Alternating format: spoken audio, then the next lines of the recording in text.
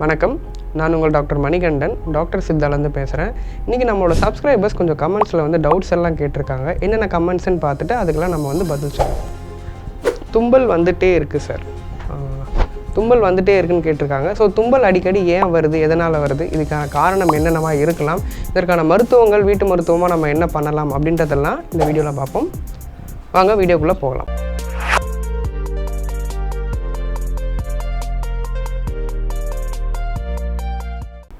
So தும்பல் அடிக்கடி வர்றதுக்கு காரணம் என்ன அப்படின்னா, நம்ம உடம்புல வந்து IgE அப்படின்னு வந்து ஒரு நோய் எதிர்ப்பு சக்தி ஒரு செல் இருக்குது. அந்த செல் வந்து அதிகமாகும் போது நமக்கு வந்து தும்பல் வந்து அதிகப்படியாக வந்து ஏற்படலாம். ஏன் இந்த IgE வந்து அதிகமாகுதுன்னா, அது வந்து ஒரு டிஃபென்ஸ் மெக்கானிசம். நம்ம உடம்புல வந்து நோய் தொற்று அல்லது வந்து ஃபாரின் பாடிஸ் எதனா வந்து இருக்கும்போது அந்த ஃபாரின் பாடிஸை ரிமூவ் பண்ணுறதுக்காக ஒரு மெக்கானிசம் தான் இந்த ஸ்னீசிங் அப்படின்ற தும்பல்.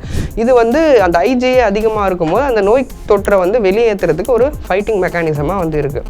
சில பேருக்கு வந்து இது வந்து ரொம்ப அதிகமாக வந்து வேலை செய்யும். அதாவது வந்து எவ்வளோ ட்ரிகர் இருக்கோ அதுக்கேற்ற மாதிரி ஒரு ரெஸ்பான்ஸ் இல்லாமல் ரொம்ப கம்மியான ட்ரிகருக்கும் ரொம்ப அதிகமான ரெஸ்பான்ஸ் இருக்கிறது தான் வந்து ஹைப்பர் சென்சிட்டிவிட்டி. அதாவது ரொம்பவே சென்சிட்டிவாக இருக்கும் அவங்களோட இந்த நோய் எதிர்ப்பு சக்தி. ஹைப்பர் சென்சிட்டிவிட்டினால அந்த IgE வந்து அதிகமாக இருக்கும்.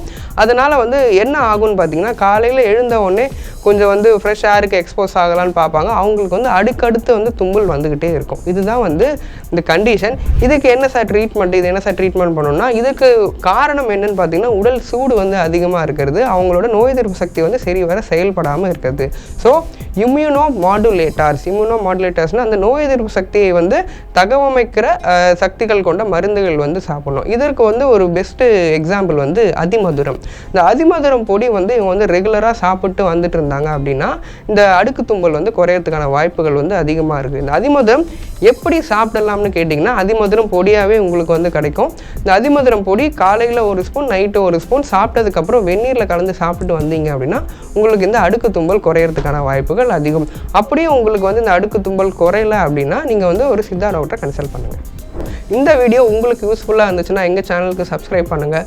உங்களோட ஃப்ரெண்ட்ஸ் அண்ட் ஃபேமிலிக்கு இந்த வீடியோ வந்து யூஸ்ஃபுல்லாக இருக்குன்னு நினச்சிங்கன்னா அவங்களுக்கும் ஷேர் பண்ணுங்கள். தேங்க்யூ.